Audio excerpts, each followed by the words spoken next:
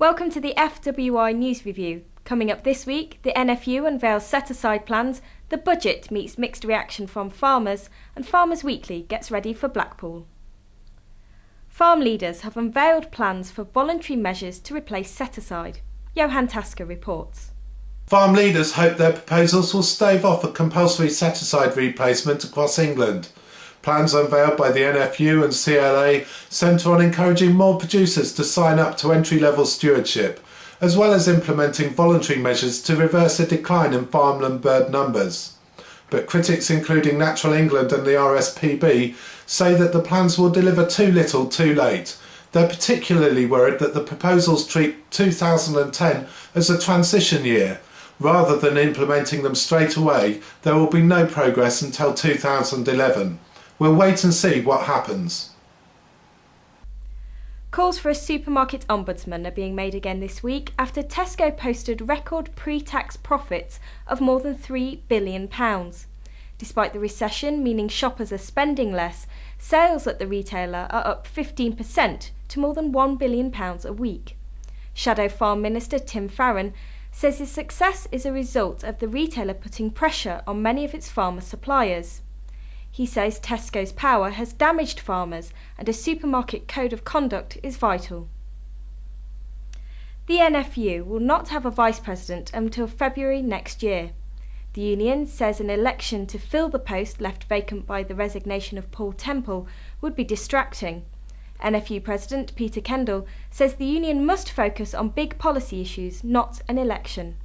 Mr Kendall and other union chairmen will cover the role until the election in 2010. This week's budget has attracted a mixed response from the agricultural industry. Some parts, such as the extension of agricultural property relief, have been welcomed, but other things have not gone down so well.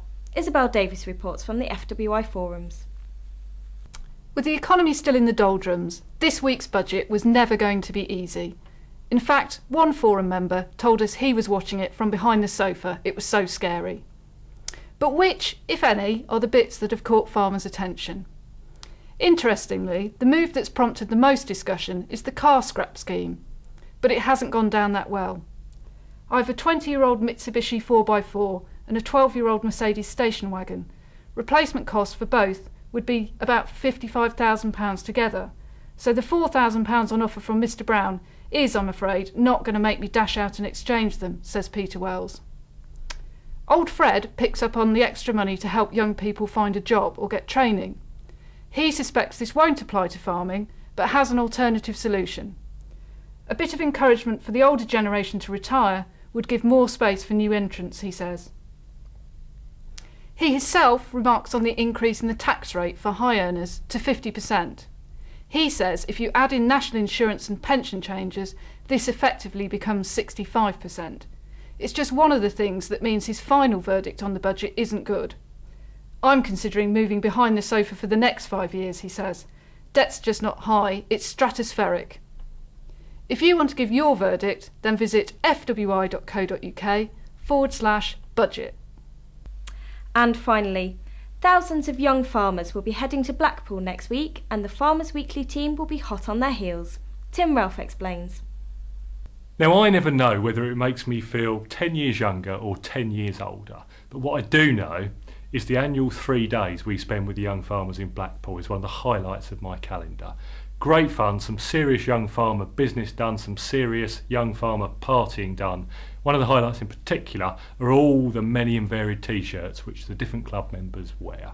Some are smutty, some are witty, most have a distinctly agricultural feel to them. So, if you've got yours made up already, why not let us have a sneak preview on the website? You can upload them into a gallery at fwi.co.uk/shirts09. That's it for this week. For all the latest news, plus more budget reaction, a tractor price guide and readers' cultivation photos, go to fwi.co.uk.